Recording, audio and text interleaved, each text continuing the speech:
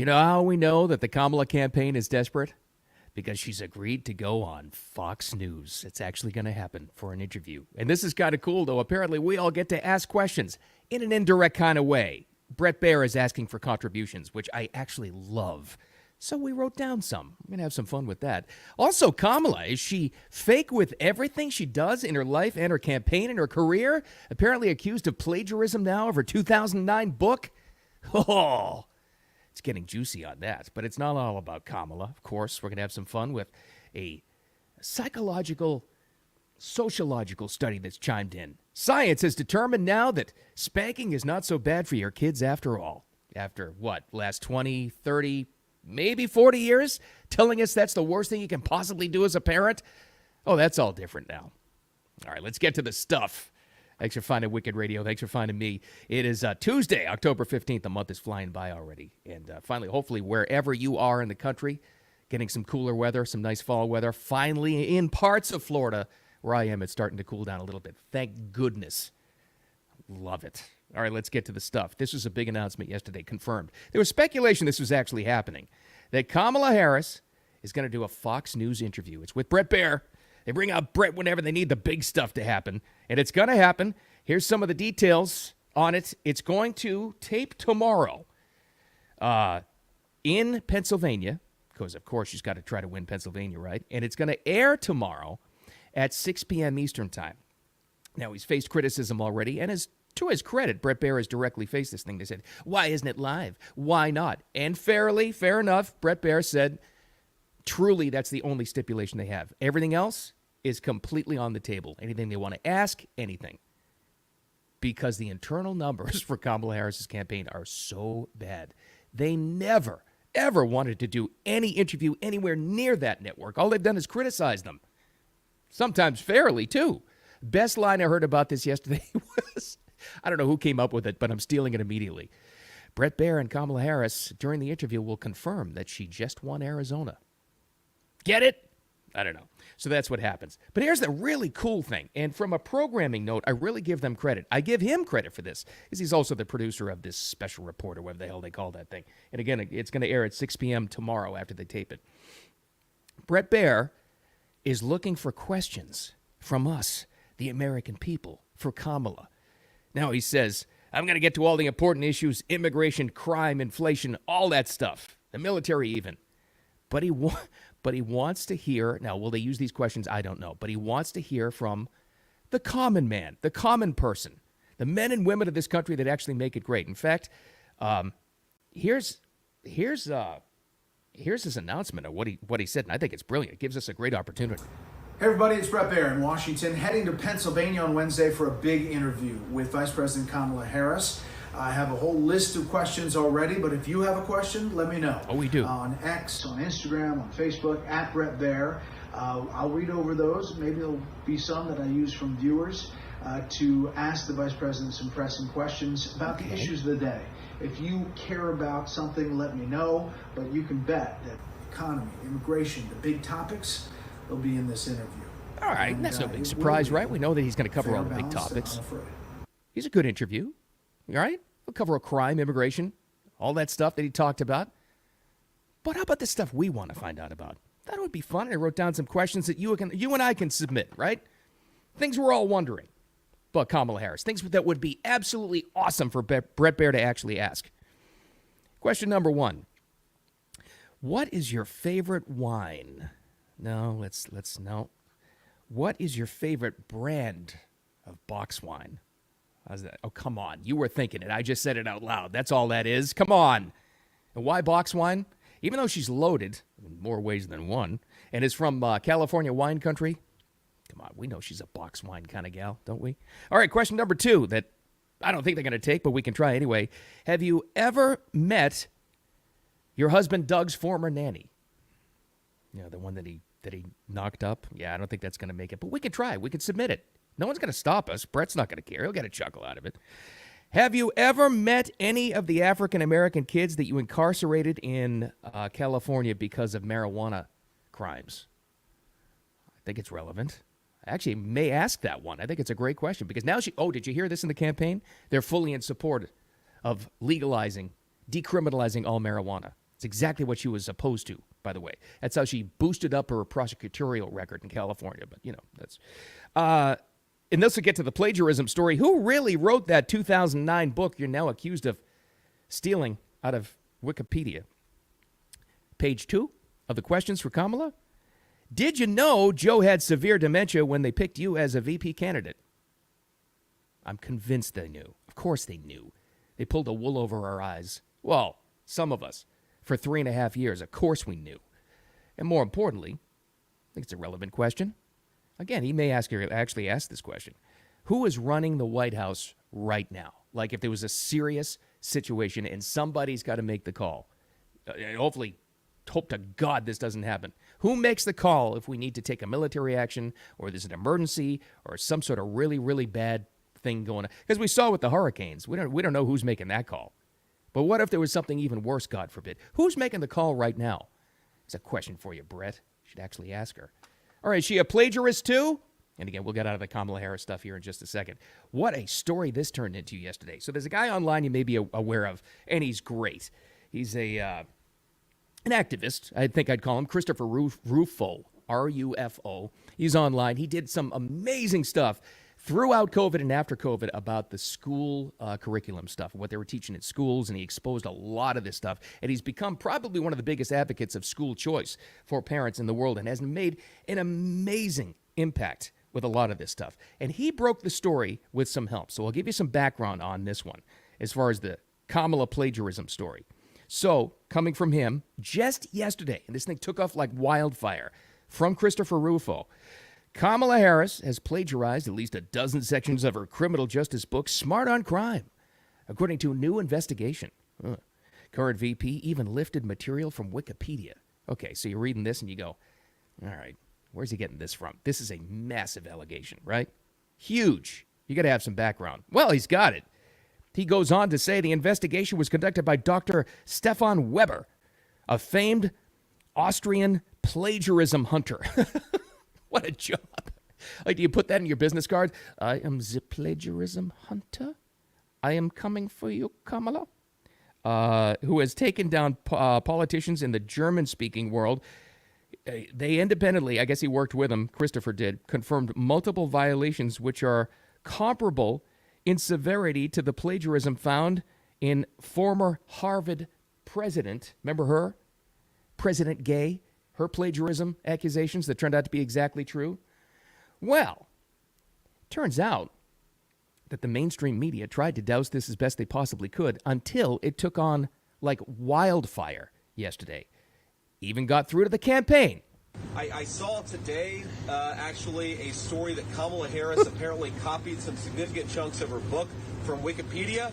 So if you want a president with their own ideas, vote for Donald Trump. If you want a president who copies her own ideas from Wikipedia, vote for Kamala Harris. Well, that, of course, being J.D. Vance on the campaign trail yesterday, and of course he's going to pick up on that. Of course he's going to talk about it.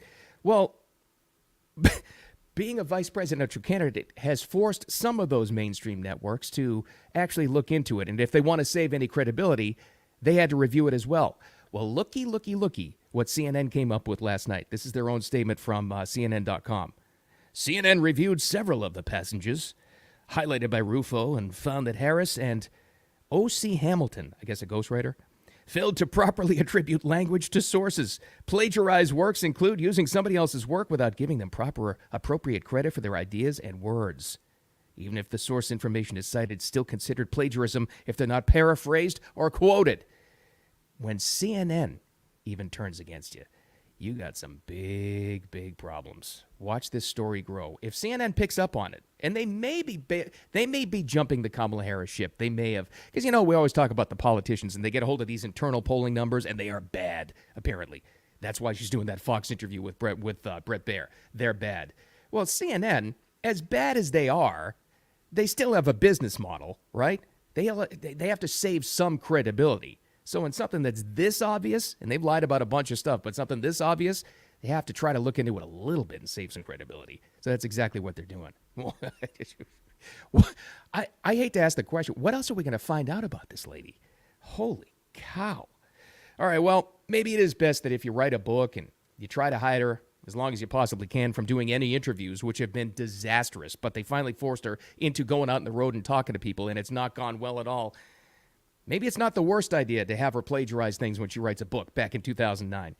Here's another segment of Deep Thoughts with Kamala Harris. And she's doing all the podcasts, and mostly on the podcast side. She's doing things that are friendly to her. Roland, what's his name? Roland Martin? I don't know. He's got a YouTube podcast as well. Somehow, some way, I don't know what the lead-in question was, Roland got her talking about space. Now, this guy is either absolutely brilliant or he had no idea where she was going with this. But boy, did we get a beauty out of this one. There's this whole, I talked with somebody once who said, if you just look at where the stars are in the sky, don't look at them as just random things. If you just look at them as points, look at the constellation, what does it show you? So you just outlined it, Roland. What does it show you? What does it show you, Roland? What does it show you? You can't tell me there's not people in her campaign going, oh my God, who got her talking about space? We have no choice. I thought you said we were going to keep her from doing interviews. I know, but the internal numbers are so bad we have to get her doing interviews. And that's exactly why you have it. That's exactly why. That's why it's a taped interview with Bret Baier. But I didn't want to do that interview unless things were looking really, really bad. By the way, for somebody that's on like a next tier kind of level interview, and a lot of the podcasters, live streamers, I get it. I'm in that world too. I get it. I would give them so much credit, and that would be such an amazing launching off point for somebody in media like that guy, like that Roland guy. If she goes off and she starts talking about stars in space, what does it tell you, Roland? What does it tell you? Can you imagine if in the middle of it, he risked it all, he put all his chips on the table, in the middle of the table, and he just said, flat out, Miss Harris, what the hell are you talking about? Can you imagine what a media star that guy would be? Oh, it'd be amazing if somebody had the guts to do that. That would be incredible. Maybe Bret Baier will do it. Yeah, I don't think so. Probably not. No. All right, let's get out of politics for a second. Before we do that, couple of quick confirmation dates from the man from Mar-a-Lago. President Trump has confirmed the Madison Square Garden date we talked about. He has booked Madison Square Garden, the famous arena in the middle of Manhattan, for a rally. You're telling you he wants this bad. He wants New York so bad. The date is, the speculation turned out to be exactly right, Sunday, October 27th. That is 9 days before the election. Sunday, October 27th, President Trump is going to speak at Madison Square Garden. He is going to be on fire for this. He has waited for this. Wanted to do a big one in California, and that was Coachella. Big deal. Big success. We all clamored for a California rally and a New York City rally, and it's happening. Again, Sunday, October 27th. That is going to be, I don't know what the live stream numbers are going to be on that. I guess the Coachella get. It was like 10, 11 million online. 20 million people watching that. I'll guarantee it. It'll be the best rally he's ever done. I'll guarantee that, too. He also confirmed this. Trump is going on Joe Rogan. He has said he would do it before. Joe has said he'd happily have him on. Oh, by the way, Kamala wants to do it now, too. Oh, yeah. Now that Trump's in. Any media opportunity ever, Kamala will do it. It is confirmed, though, and this was a little bit quiet, but yesterday Trump was doing another one of those podcast interviews, and he did confirm he's going to do Rogan. I think I'm doing it, actually. Yeah? So you are going to do Joe Rogan? Yeah, I am.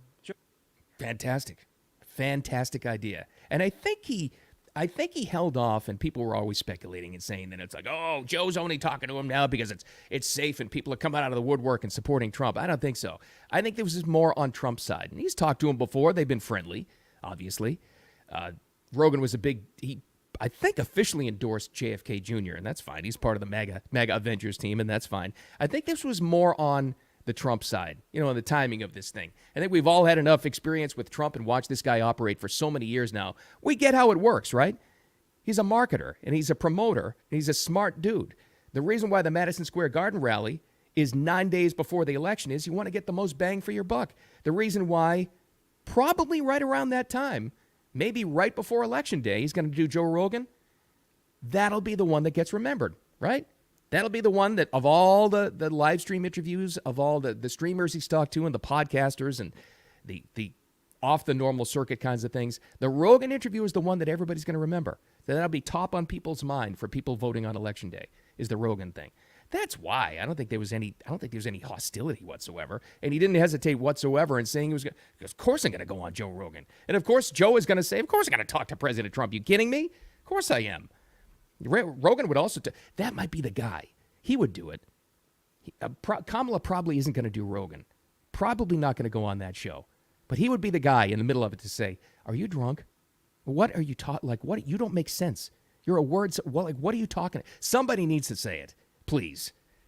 All right. Enough of the politics.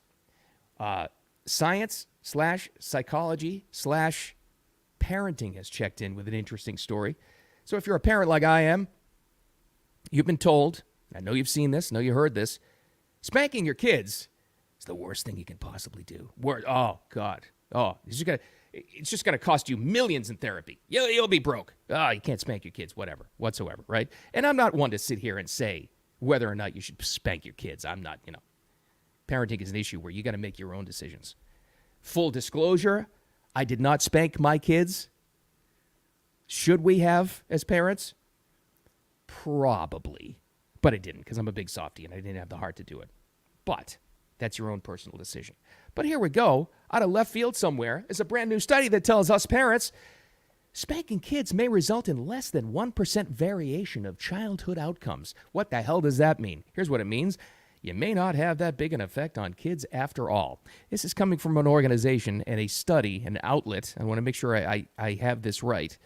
Parenting and Kids. It's Marriage and Family Review. That's what it is. That's why I couldn't remember it. The Marriage and Family Review publication. Boy, that's some light reading for the beach, huh? I'm sure they sell a lot at the checkout stand at your local grocery store. Now, this has already caused controversy because you know how it's going to work. Because it's coming from the psychological world, another study is probably going to be published in this outlet next month that says, no, we were wrong. It's really bad to spank your kids. And somebody else has checked in. This guy, Robert E. Larzalier. He's an endowed professor of parenting research at Oklahoma State University. He's checked in. All the parenting experts are checking in on this thing now, right? They want to tell us how to parent.